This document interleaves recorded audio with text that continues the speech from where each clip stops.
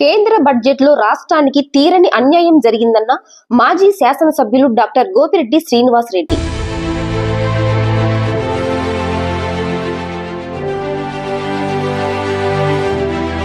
పోలవరం ఇప్పుడు ఒక మంచి నీటి చెరువు మాత్రమే. 18 మంది కూటమి ఎంపీలు ఏం సాధించారు? మీడియా సమావేశంలో మాట్లాడుతున్న మాజీ ఎమ్మెల్యే గోపిరెడ్డి శ్రీనివాస్ రెడ్డి.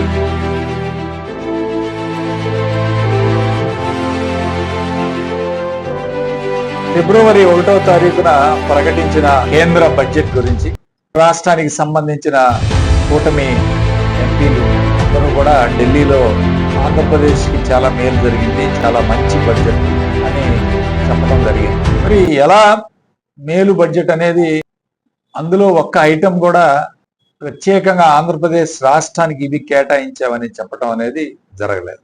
కానీ తీవ్ర అన్యాయం జరిగింది ఆంధ్రప్రదేశ్ రాష్ట్రానికి అనేది మాత్రం వాస్తవం. అందులో ముఖ్యంగా పోలవరం ప్రాజెక్టు గురించి. పోలవరం గురించి గతంలో మనందరికీ తెలిసిన విషయమే. దీని ఎత్తు 45.75 మీటర్లు, అంటే 150 అడుగులు ఉండాలి అని చెప్పి 2007-8 ప్రాంతంలో రాజశేఖర రెడ్డి గారు ఉన్నప్పుడే దీని ఎత్తు అప్పుడే నిర్ణయం చేయటం జరిగింది.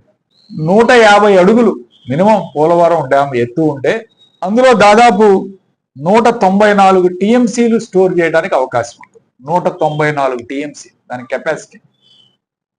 సో 194 టీఎంసీలు ఉంటే దీని ద్వారా అటు ఉత్తరాంధ్రకి మంచినీళ్లు కానీ ఇటు రాయలసీమకి తీసుకువెళ్ళడానికి నీళ్లు కానీ సరిపోతాయని చెప్పి ఆ రోజు దాన్ని డిజైన్ చేసేటప్పుడే ఈ యొక్క 194 అడుగులు 150 మీటర్లు, ఇది కరెక్ట్ గా 194 టీఎంసీలు 150 అడుగులు.